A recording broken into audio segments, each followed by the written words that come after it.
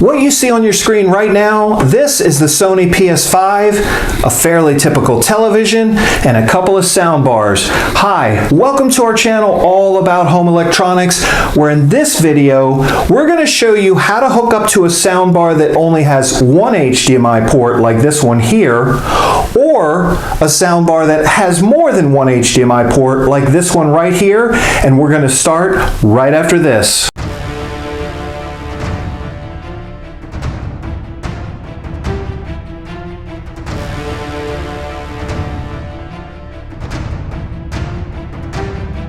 Before we begin, we're going to note three things.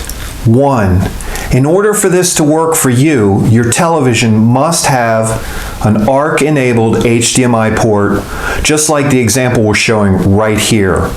If your television does not have an ARC-enabled HDMI port, this isn't going to work. Two, you'll actually need two HDMI cables in order to make these connections. Now, in our other videos, there's some debate back and forth by viewers about whether or not you need to invest in a premium HDMI cable or whether any HDMI cable will work. And generally speaking, any known working HDMI cable will work, with one exception. If you want to be absolutely certain that you're taking advantage of all the features in your PS5, including your television, you'll want to invest in a cable similar to this. Now, we have no affiliation with the brand, but the point is that on the box it says 4K, Ultra HD, and HDR compatible, and down here at the bottom it says high speed. Often, you'll find words similar to that written on the outside jacket of a cable that you already own. And third, we timestamped each segment of this video in the description below the video. This way, if you forgot something or want to re-watch it in the future, simply go to the description below the video, click on the timestamp of the segment you want to watch, and it'll take you right there.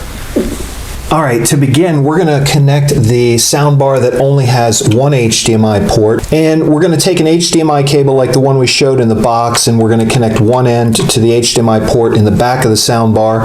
It doesn't matter which end. Alright, so the other end of that soundbar cable, we're going to plug it into HDMI port 3, the ARC port.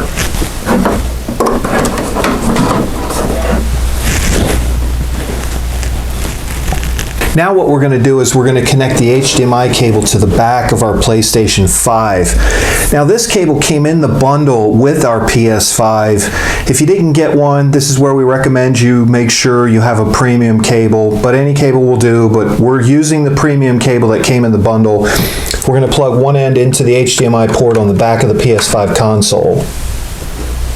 So now we just want to hook the other end of that PS5 HDMI cable to the back of our television.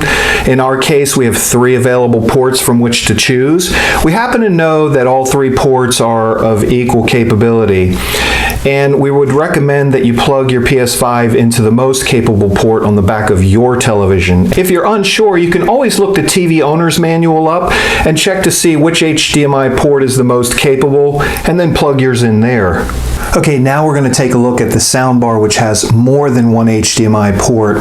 And as you can see on your screen, we're looking at the back of the PS5, and it already has the HDMI cord plugged in.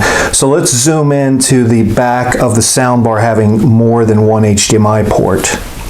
Okay, so we've zoomed into the three ports on the back of this soundbar, and you'll notice the one here on the left is labeled ARC.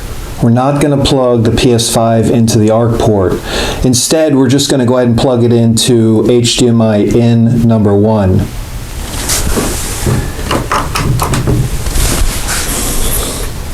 Now we're simply going to take a second HDMI cable and we're going to plug it into the ARC port on the back of this soundbar.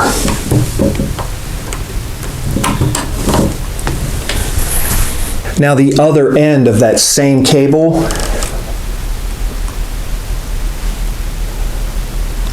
we plug it into the ARC port on the back of our television. Before we move into setting adjustments, just two quick notes. The first one, it's directed to gamers who compete online against other gamers online. You might want to consider connecting your PS5 straight to the TV. This reduces the risk of video latency.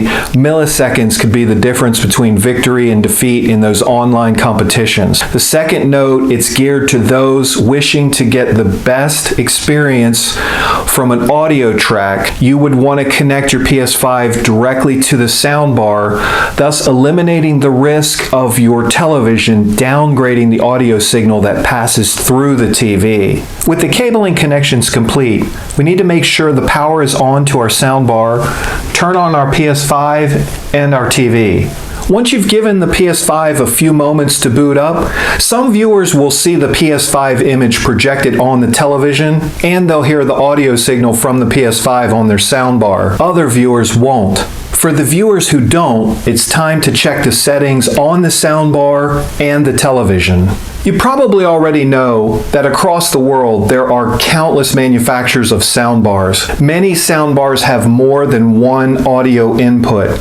It's very easy to determine how many your soundbar has simply by looking at the connections on the back side. If you're one of the viewers who did not automatically see the PS5 image on your TV and did not automatically hear it on your soundbar, we need to check one thing on the soundbar, and that is your soundbar set to the correct input setting?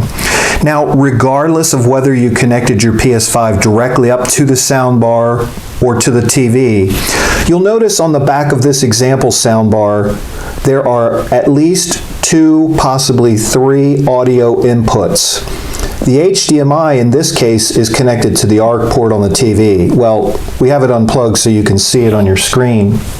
This port right here is another audio input. So what you would need to do is make sure your soundbar is set to that input right there. How do you do that? You would use one of 3 ways. A button built into the soundbar, which this one doesn't appear to have. The remote control, the handheld remote that comes with the soundbar, or the app that's on your smart device. Now, once you've verified that you've set your soundbar to the correct input, we need to take a look at the TV settings. Currently, the PS5 image is not projecting on the TV, so we're going to take the remote that we use to control the TV and locate the input button and then press it. Now, what we want to do is we want to move over here to PlayStation 5 and enter. This concludes this video, how to connect a Sony PS5 to a soundbar using HDMI. If you have any questions, please post them in the comments below the video.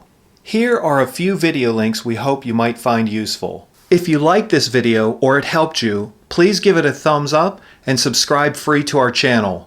Thank you for watching. Have a great day.